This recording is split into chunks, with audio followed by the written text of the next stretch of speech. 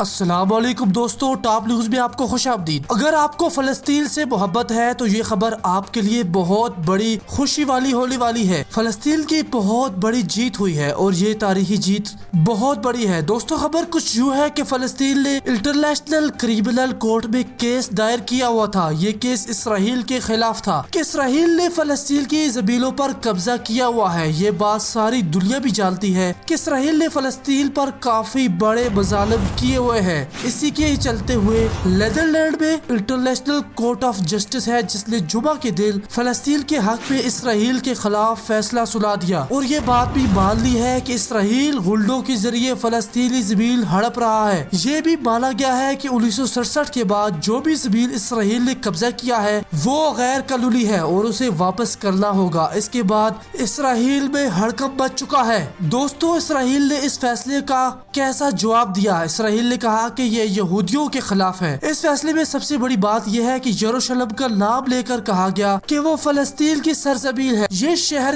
مقدس یروشلم مسلمانوں کے لیے مکہ اور مدینہ کے بعد سب سے پاک ترین جگہ ہے۔ اس فیصلے کے بعد وکیل نے کہا کہ جلدی ہی جانچ کا حکم بھی دیا جائے جس پر ججز نے حامی بھر لی ہے۔ اس فیصلے سے فلسطین میں جشن کا سما ہے۔ پاکستان سمیت تمام ممالک نے اس فیصلے کا جم کر احترام کیا ہے۔ اس کے بعد کیا ہوگا؟ جانچ کے بعد کورٹ سلامتی کونسل کو حکم دے گی کہ وہ اپنی فوجیں یا پھر دباؤ ڈال کر اسرائیل سے فلسطینی علاقہ خالی کروا کر فلسطین کے حوالے کر دے۔ دوستو یہ بات ہے جسے ہم یہ کہہ سکتے ہیں کہ فلسطین کی بہت بڑی جیت ہوئی ہے اور پہلی بار انٹرنیشنل سطح پر یہ مانا گیا کہ اسرائیل ایک غنڈہ ہے اور فلسطین پر ظلم کیا جا رہا ہے۔ دوستو اپنی رائے ضرور دیجیے گا۔ اللہ حافظ۔